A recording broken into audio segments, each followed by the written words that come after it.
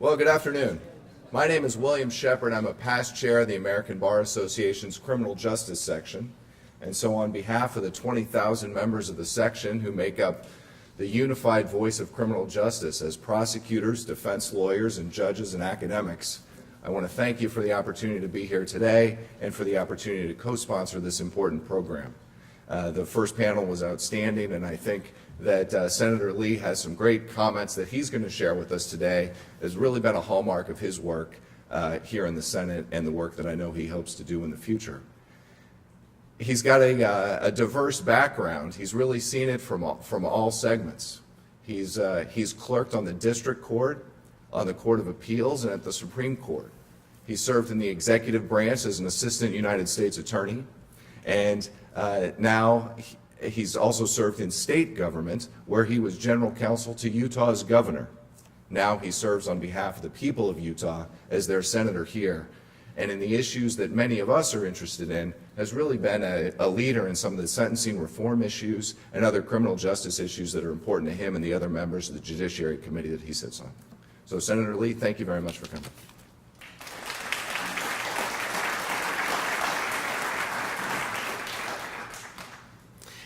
Thank you very much for that introduction. Thanks for being here today. One of the things that's interesting about Washington is the fact that you can find a group of people interested in lots of different aspects of government. You can find a concentration of people that are interested in things that you can't always find a crowd for in other parts of the country. So I'm honored to have the opportunity to speak to you today on some issues that are very important to me. In an influential law review article, the late Professor Bill Stuntz noted the academic consensus lamenting criminal law's constantly expanding breadth. Professor Stuntz wrote that virtually all scholarship in the field consistently argues that existing criminal liability rules are too broad and ought to be narrowed. But Professor Stuntz continued, rather ominously, I would add, that, quote, "This normative legal argument makes sense on the assumption that lawmakers care about the merits, that the side with the better policy position has a better chance of getting its preferred rule adopted, at least over time. But the legislators who vote on criminal statutes are, or at least appear to be, uninterested in normative arguments. To make an obvious example, for the past generation, virtually everyone who has written about federal criminal law has bemoaned its expansion. But the expansion has continued apace under very different sorts of Congresses and presidents. Normative argument does not seem to have mattered. One can put the point more generally. American criminal law's historical development has borne no relation to any plausible normative theory unless more counts as a normative theory," close quote. I'm here today because I do care about the normative arguments that can be made in this area. I do care about the normative arguments regarding our ever-expanding criminal state. I believe federal overcriminalization, in particular, is detrimental in terms of financial, social, and human costs that it imposes on our country. And I'm far from alone in this regard. In fact, I believe that we're seeing increasing bipartisan sensitivity to overcriminalization issues and an increasing openness on the part of members of Congress to reevaluate federal criminal laws and regulations with an eye towards making some common sense incremental changes. In conversations with colleagues, more often than not, I hear agreement that federal overcriminalization is a very serious issue.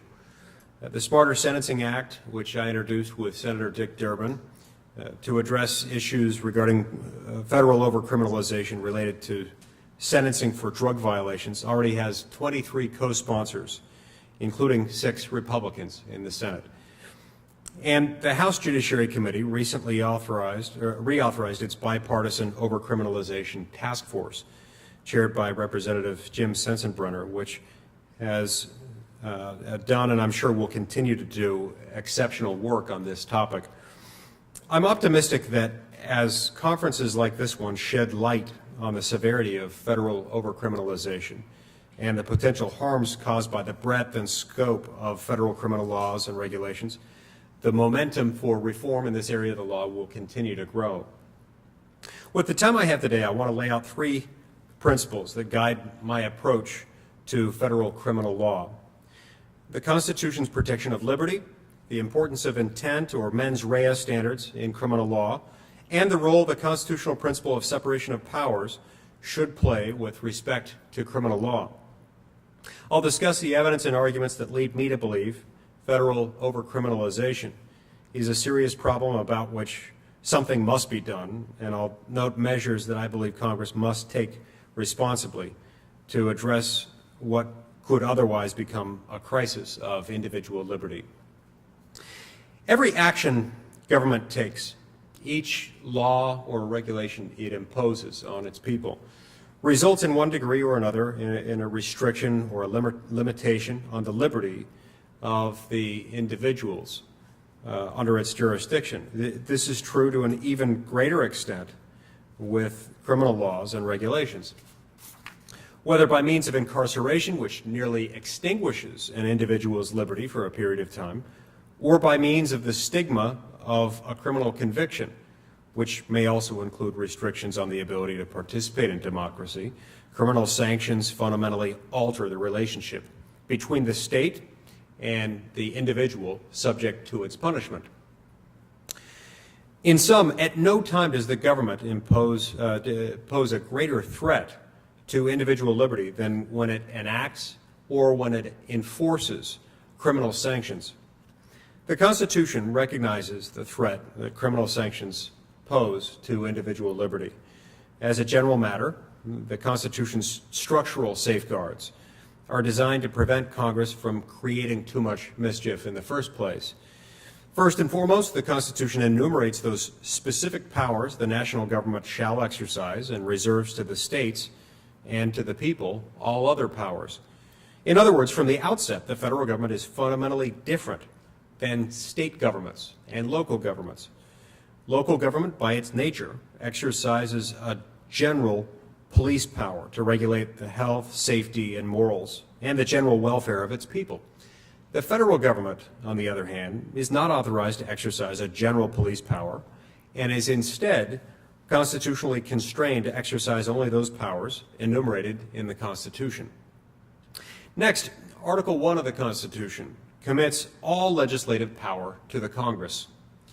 Regardless of how lenient the Supreme Court may be when reviewing questions of constitutional delegation, commonly referred to as the non-delegation doctrine, Congress has an independent duty to take the constitutional text seriously, all by itself, all on its own, without any prompting or coercion on the part of the court. And the text plainly places the legislative power in Congress, and thus limits the manner in which Congress may delegate lawmaking power to administrative agencies to enact laws and regulations, including criminal laws and regulations. Specific constitutional provisions confirm the care the framers intended the government to take when crafting criminal penalties, to avoid the kind of trial by legislature whereby Congress might single out an unpopular individual in legislation. The Constitution prohibits Congress from passing bills of attainder. Further, to prevent unfair targeting of individuals, as well as to respect the basic concept of notice, the Constitution flatly prohibits ex post facto laws. And of course, the Constitution confirms the right of habeas corpus and specifies the narrow circumstances and the manner in which that right might be suspended. Despite these structural elements of our nation's founding and governing document, all of which suggest that the federal government should have only a minimal and careful role to play in the sphere of criminal law, Congress has enacted somewhere around 4,500 federal criminal laws. Although no one knows for sure how high the count is, and federal administrative agencies have promulgated another 300,000 some odd regulations that include criminal penalties. But again, no one is sure, no one can be sure of what the actual number is. But needless to say, 304,500 is a lot. The solution to this problem, and perhaps to the problem of federal overcriminalization more generally, is fairly straightforward. Members of Congress must take seriously their independent duty to give effect to the Constitution's structural limitations on power. Congress must stop granting administrative agencies broad delegations of power and must limit any such delegations of power, as well as any other criminal legislation, to the enumerated areas specified in the Constitution as falling under federal purview. Where crimes interfere with core functions of the federal government or are truly unavoidably interstate in nature, Congress, of course, has the duty and the prerogative to act. But most federal criminal laws are enacted pursuant to an interpretation of the Constitution's Commerce Clause that, although blessed by a Supreme Court that has essentially chosen to defer to Congress on this issue, in much the same way that someone might hand the keys to guarding the hen house over to the fox, the Congress itself often bears no real, the way that it acts often bears no real responsibility to the text. Certainly the broad manner in which the Supreme Court has interpreted it bears no real close connection to the text. State governments have the ability and the incentive vigorously to pursue criminal activity. By staying our hand at the federal level, we will empower them and help restore in practice the Federalist structure that was so sacred to the framers and so central to the document that they drafted. The next principle I'll discuss touches on the importance of including a sufficient intent requirement, referred to as a mens rea standard, in criminal laws and regulations. Mens rea is, of course, a well-known concept. At least it's well-known to lawyers. It's a well-known concept, the importance of which, at least in the abstract, garners virtual consensus among those that are familiar with this concept. Before and since, Sir Edward Coke famously stated that actus non facit reum nisi mens sit rea, or an act does not make a person guilty unless their mind is also guilty. Numerous commentators have articulated the significance of the principle of mens rea, of its pedigree, and its rather self-evident nature. For example, in Morissette, Justice Jackson famously explained the contention that an injury can amount to a crime only when inflicted by intention is no provincial or transient notion. It is as universal and persistent in mature systems of law as belief in freedom of the human will and a consequent ability and duty of the normal individual to choose between good and evil. A relation between some mental element and punishment for a harmful act is almost as instinctive as a child's familiar exculpatory, "but I didn't mean to," and has afforded the rational basis for a tardy and unfinished substitution of deterrence and reformation in place of retaliation and vengeance as the motivation for public prosecution.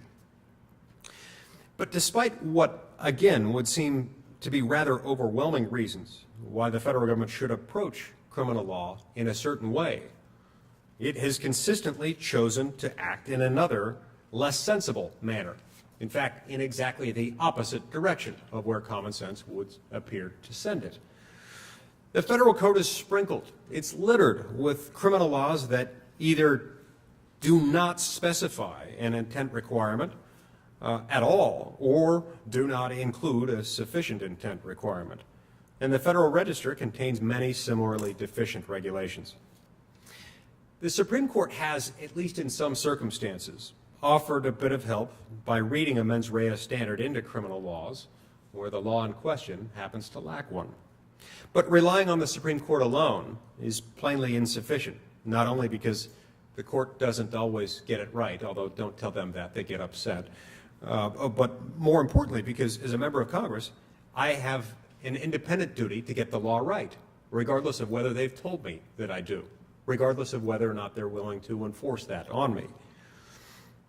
This duty includes the responsibility to vote for only those criminal laws that penalize criminal conduct that is, at its core, actually criminal in nature. And I cannot do that unless I'm sure that the criminal law at issue includes a sufficient intent requirement. A bit of historical perspective helps illuminate both how we got to where we are and why the practice of not including intent requirements makes no sense at all. In the 18th century, British legal system that heavily influenced the American approach, substantive criminal law was largely a product of the common law. As Professor Arthur Levins has explained, in developing criminal law, judges at common law generally assumed criminal meant morally blameworthy. In other words, judges at common law didn't find an individual guilty of a crime like, say, murder or arson or assault, without a showing of criminal intent or moral blameworthiness, because, rather correctly, I think, they viewed the concepts of criminality and intent as inseparable, as inextricably intertwined. The states, which, as I've noted, have the proper authority to prosecute substantive crime, have largely put into statute the crimes that were previously punished at common law, and by most accounts have done a decent job of including mens rea requirements. The federal government, on the other hand, has become involved in substantive criminal law by a much more circuitous route than that taken by the states, and not surprisingly has done a much poorer job of paying proper attention to the importance of mens rea. Beginning in the late 19th century, and with alarming frequency in recent decades, the federal government has extended its jurisdiction beyond the bounds of the Constitution and into the realm of substantive criminal law. By so doing, the federal government generally has not merely been codifying common law crimes that may have some federal nexus. Rather, it has been attempting to accomplish a broad regulatory agenda by means of imposing criminal sanctions for regulatory violations. For example, so-called public welfare or regulatory crimes, which often lack a significant intent requirement, are justified on the basis that the criminal penalty attached to the offense serves the purpose of communicating the serious nature of the regulatory violation at issue and the widespread harm that may result from any such violation of such a regulation. But just because a regulatory violation may cause harm does not mean that the conduct at issue is necessarily morally wrong, is necessarily, by its very nature, criminal conduct. Indeed, many unintentional actions may result in harm. But whereas truly accidental arson is not punished as arson under the law, and indeed it would hardly make sense to call a stove fire arson, the accidental violator of a regulatory statute is not given the same benefit of the doubt. Instead, under current federal law, she's criminal. Thus, to cite instances of which many in the audience may be aware, the man who packages lobsters incorrectly, the company that unknowingly imports the wrong kind of wood, or the girl who helps out an injured woodpecker are, due to the federal government's unnatural expansion into the realm of criminal law, criminals. They're criminals because our law defines them as such, but not as a result of any action on their part, any intentional action to engage in criminal conduct. The transition to a criminal regulatory approach has, by its very nature, made criminal many actions that are not malum in se, or self-evidently morally wrong, but rather are malum prohibitum, or criminal only because the law happens to say that they are.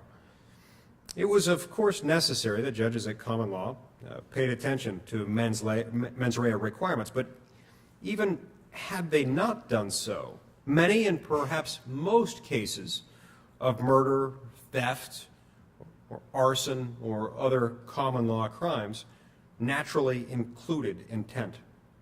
Arson is only arson, in other words, if you meant to do it. The new types of crimes Congress and federal executive branch agencies have created, on the other hand, do not generally, by their nature, include any element of intent.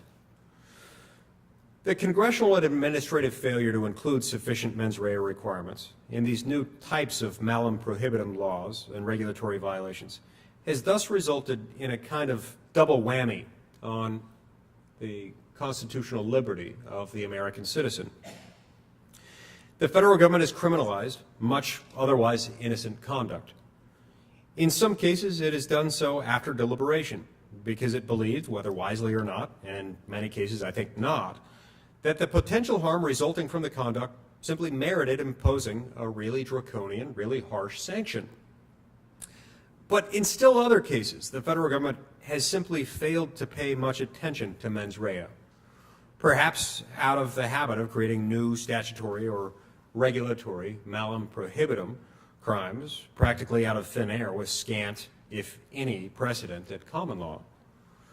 The congressional and administrative lack of attention to mens rea is, I think, somewhat ironic in light of the Supreme Court decisions in the early 20th century, such as United States versus Bolint and United States versus Dodderwick, which upheld criminal regulations that lacked a mens rea requirement.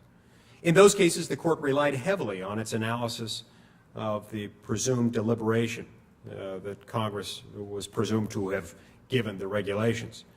If only that were the case, if only that sort of thing happened.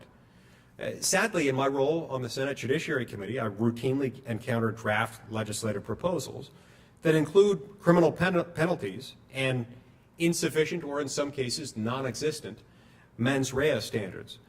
And I struggle to believe that Congress or federal executive branch agencies have given much thought to the proper mens rea requirement, let alone any kind of careful thought for many of the regulations that carry criminal penalties. We must take account of the lack of sufficient intent requirements in federal laws and regulations and ensure that innocent persons are not held criminally liable for otherwise innocent conduct, except perhaps where Congress explicitly desires and has abundantly good reason that this be the case. And to do this, I believe Congress should pass a new law that provides for a default mens rea standard, both for those statutes and regulations that do not already specify such a standard, and for those statutes and regulations that may be enacted in the future, without specifying any kind of mens rea standard. The third principle that I'd like to address today relates to the Constitution's separation of government powers.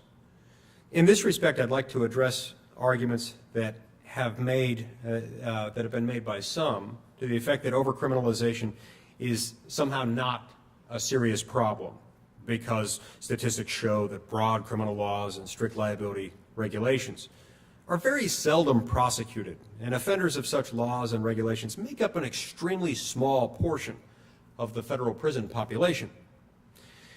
Now, not many of us, I don't think, and not many of the framers, I would suspect, would be comfortable with a regime that vests complete discretion in the executive branch to prosecute as a crime any conduct it believes is harmful. And yet, with thousands of criminal statutes and hundreds of thousands of regulations carrying criminal penalties, it seems at times as if Congress is entirely okay with precisely such an approach. I believe the rule of law means that individuals have a right to know beforehand the laws to which they're subject, and that they will not be made subject to the whims of individual men and women who enforce legal norms in an unpredictable manner. Yet, even under this basic definition, it seems that to an uncomfortable degree, our federal criminal administrative state is not a system subject to the rule of law. Rather, at least at the federal level, we appear to be living in a system of executive discretion, whereby that branch of government may pick and choose from an endless array of laws and regulations the rule of the day that will choose, that will enforce, or as seems more recently the case, not to enforce.